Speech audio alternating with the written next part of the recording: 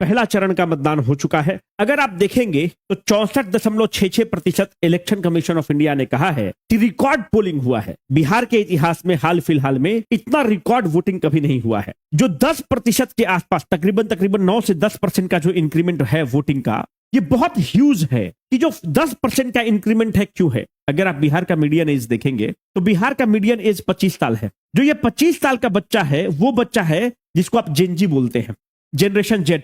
ये 1997 के बाद जो बच्चे पैदा हुए हैं उनको आप जेनजी बोलते हैं। ये वो लड़के हैं जो इंटरनेट युग में पैदा हुए हैं। ये वो बच्चे हैं जिन्होंने लालू का जंगल राज को नहीं देखा है। इन्होंने जंगल राज के बारे में सुना तो है पर इन्होंने जंगल राज को देखा नहीं है।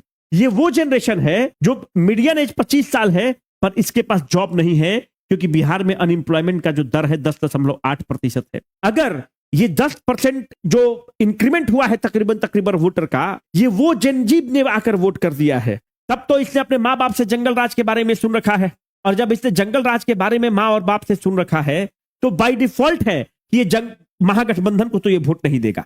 अगर ये महागठबंधन को वोट नहीं देता है और जो अभी की इनकम्बेंट सरकार है उस सरकार में उसको जॉब नहीं मिला है और वो नाराज है, तो बाय डिफॉल्ट ये है कि ये जन स्वराज को वोट कर रहा है।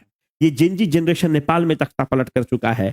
अगर ये जेनजी जनरेशन इनकम्बेंट सरकार से नाराज है और जंगल राज के बारे में इसने अपने माँ और बाप से सुन रखा है, तो बाय डिफॉल्ट ये हो रहा है कि ये जन स्वराज को वोट कर रहा है। अगर मानते हैं कि 10% का जो इंक्रीमेंट हुआ है, जो लोग छठ में आए हुए थे, जिसको दिल्ली में बिहारी कहकर आप उसका मजाक उड़ाते हैं, बम्बे में भैया कहकर उसको 2 थप्पड़ मारते हैं। We are the first great citizens, we Biharis are the first great citizens, but we are languishing as the third great citizens because of this politicians.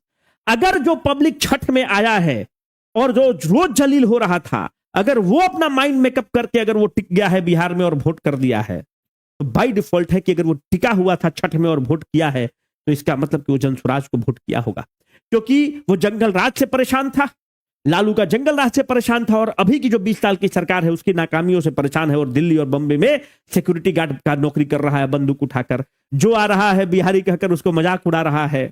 जब आप बिहारी कह के किसी को थर्ड ग्रेड सिटीजन के रूप में आप उसको ट्रीट करते हैं, beat RJD, beat Congress, beat CPI Maale, beat Bhajpa, beat JDU, हम लोग जो बिहारी युवक जो दिल्ली में पिटा रहा है, दिल्ली में जलील हो रहा है, बम्बे में जलील हो रहा है, महाराष्ट्र में थप्पड़ खा रहा है, वह तुम नेताओं की नाकामयाबियों के कारण हो रहा है, तुम्हारा पैथेटिक रवैया के कारण हो रहा है, तुम्हारे भुचड़पन और गंवारपन के कारण हम लोग जलील हो रहे हैं। Because we are first great citizens but we are languishing as third great citizens in this country because of the failure of you politicians.